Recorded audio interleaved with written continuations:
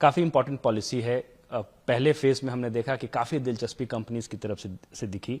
दूसरे फेज का क्या टारगेट है, क्योंकि 19,500 करोड़ का साइज है इस स्कीम का। आप कितना इन्वेस्टमेंट उम्मीद कर रहे हैं और कितनी कैपेसिटी आप ऐड करेंगे?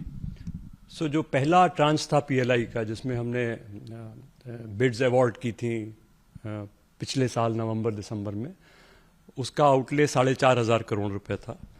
इस बार आउटले 19,500 करोड़ रुपए है और इससे हमारा अनुमान है कि 65 गीगावाट की मॉड्यूल मैन्युफैक्चरिंग कैपेसिटी भारत में स्थापित होगी, जिसमें 29 गीगावाट इंटीग्रेटेड कैपेसिटी होगी। इंटीग्रेटेड कैपेसिटी मतलब पॉलीसिलिकॉन, वेपर्स, सेल्स और मॉड्यूल्स एक साथ बनेंगे। और ये 65 गीगावाट, पिछला जो ट्रांच 1 था उसमें 8.7 गीगावाट, उसको अगर आप दोनों को जोड़ दें तो लगभग 74 गीगावाट कैपेसिटी मॉड्यूल्स की स्थापित होगी भारत में अगले 3 साल में लगभग। ये कैपेसिटी ना सिर्फ हमारे डोमेस्टिक ज़रूरतों को पूरा करने के लिए काफ़ी होगी, बल्कि इसमें काफ़ी स्पेयर कैपेसिटी होगी जो हम एक्सपोर्ट कर पाएंगे।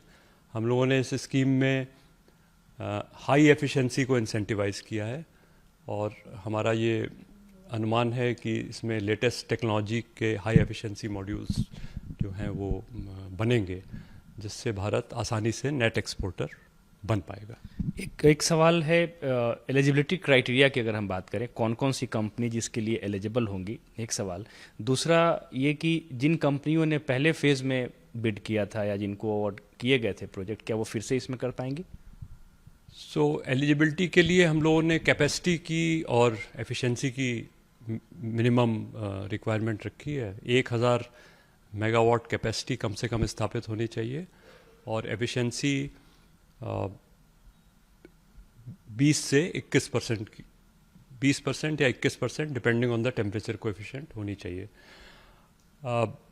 जिन लोगों ने पिछली बार बिड किया है, तो इस बार हम लोगों ने ये ऐसा रखा है कि इंटीग्रेटेड कैपेसिटी के लिए कुल, अगर आप इंटीग्रेटेड कैपेसिटी के लिए बिड कर रहे हैं तो कुल 10 गीगावाट की कैपेसिटी के लिए आप बिड कर सकते हैं।